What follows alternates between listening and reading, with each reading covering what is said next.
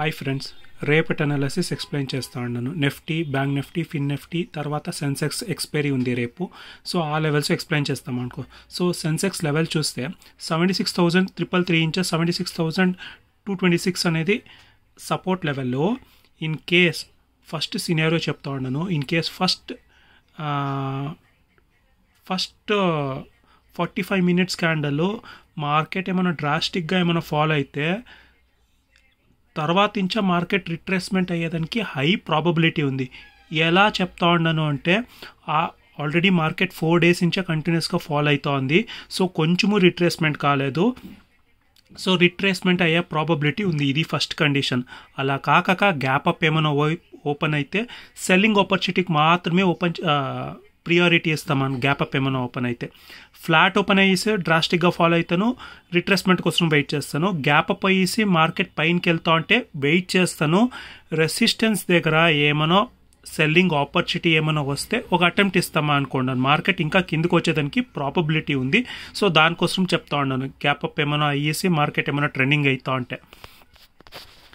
So ఈ రెండు సినారియోలు రేపు జరిగేదానికి ప్రాబబిలిటీ ఉంది.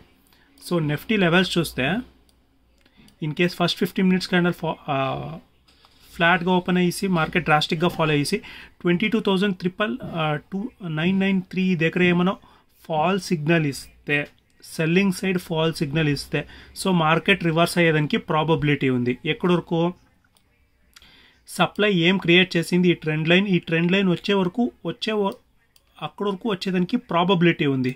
ఇన్ కేస్ ఫాల్ సిగ్నల్ ఇస్తే డ్రాస్టిక్గా 45 మినిట్స్ ఏమైనా ఫాల్ అయ్యేసి ఫాల్ సిగ్నల్ ఇస్తే selling side so market turn అయ్యేదానికి ప్రాబబిలిటీ ఉంది. ఇది ఫస్ట్ కండిషన్. గ్యాప్ అప్ అయితే సెల్లింగ్ ఆపర్చునిటీకి మాత్రమే వెతుకుతామా అనుకోండాను. గ్యాప్ అప్ అయ్యేసి అట్లే వెళ్తా అంటే మార్కెట్ నేను ఏమీ ట్రేడ్ తీసుకునేదాన్ని పోయలేదు. సో ట్రెండ్ లైన్ ఇక్కడ ట్రెండ్ లైన్ క్రాస్ అవుతా ఉంది కదా, ఇక్కడ ఏమైనా నాకు సెల్లింగ్ ఆపర్చునిటీ దొరికితే అక్కడ మాత్రమే ట్రేడ్ తీసుకుంటామా అనుకోండాను. మార్కెట్ అట్నుంచి అట్లే పెరుకోపోతా ఉంటే నాకు ఇంట్రెస్ట్ లేదు బయింగ్ ఆపర్చునిటీ చేయాలనేసి.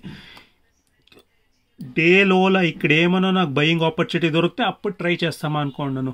ఇన్ కేస్ గ్యాప్ అప్ అయ్యేసి మార్కెట్ ర్యాలీ ఇస్తా అంటే నాకు ఇంట్రెస్ట్ లేదు బయింగ్ ఆపర్చునిటీకి. సో బ్యాంక్ నిఫ్టీ లెవెల్స్ చూస్తే 48,161 నుంచి 48,116. సో నేను చెప్పింది 2 డేస్ యూట్ కింద క్లోజ్ కావాలనేసి. రేపను యూట్ కింద క్లోజ్ అయితే మార్కెట్ ఇంకా కిందకు వచ్చేదానికి ప్రాబబిలిటీ ఉంది.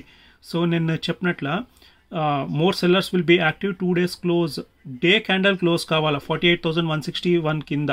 డే క్యాండల్ క్లోజ్ అయితే ఇప్పుడు 1 డే క్లోజ్ అయ్యింది, రేపను ఇట్లే క్లోజ్ ఎవరు అయితే మార్కెట్ ప్రాబబిలిటీ ఉంది కిందకు వచ్చేదానికి.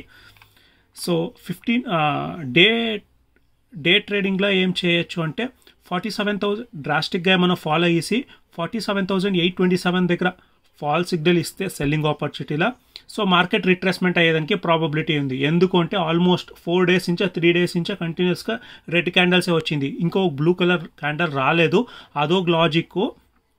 ఇన్ కేస్ ఫస్ట్ 45 మినిట్స్ ఏమైనా డ్రాస్టిక్గా ఫాలో అయితే, అలా కాక గ్యాప్ అప్ ఏమైనా అయితే వెయిట్ చేస్తాను. రెసిస్టెన్స్ దగ్గర నాకు ఏమైనా ఆపర్చునిటీ వస్తే అది సెల్లింగ్ ఆపర్చునిటీ మాత్రమే. బయింగ్ పైన దొరుకుతా ఉంటాను, నాకు బయింగ్ ఇంట్రెస్ట్ లేదు, సెల్లింగ్ ఆపర్చునిటీ మాత్రమే వెతుకుతామా అనుకోండి గ్యాప్ అప్ ఏమైనా అయితే. సో రెసిస్టెన్స్ దగ్గర ఏమైనా నాకు ఆపర్చునిటీ దొరికితే డెఫినెట్గా ఒక అటెంప్ట్ ఇస్తామా అనుకోండి సెల్లింగ్ ఆపర్చునిటీ. రెసిస్టెన్స్ లెవెల్ రేపు చూస్తే బ్యాంక్ నిఫ్టీలో 48,161 నుంచి 48,116 అనేది రెసిస్టెన్స్ లెవెల్. సపోర్ట్ లెవెల్ వస్తే 47,907 నుంచి 47,827. ఫ్లాట్ ఓపెన్ అయ్యేసి డ్రాస్టిక్గా ఏమైనా పడితే ఫస్ట్ 45 మినిట్స్ డెఫినెట్గా రివర్స్ అయ్యేదానికి హై ప్రాబబిలిటీ ఉంది. సో ఫిన్ నిఫ్టీ లెవెల్స్ చూస్తే 22,679 నుంచి 22,632 అనేది రెసిస్టెన్స్ లెవెల్లో.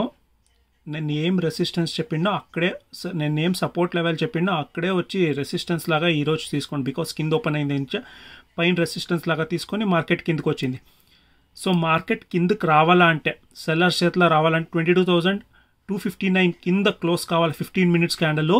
సో పర్ఫెక్ట్ క్యాండల్ ఉండాలా. 80% అన్న క్యాండల్ 100% అన్న క్యాండల్ ఈ కింద క్లోజ్ కావాలా. 50% కింద ఎక్కువ క్లోజ్ అయితే బాడీ ఆ క్యాండల్తో సో అక్కడి నుంచా లో బ్రేక్ అయ్యేటప్పుడు మార్కెట్ డ్రాస్టిక్గా ఫాలో అయ్యేదానికి ప్రాబబిలిటీ ఉంది. ఈ జోన్లో వస్తాను మార్కెట్ కన్సాలిడేషన్ అయ్యేదానికి ప్రాబబిలిటీ ఉంది.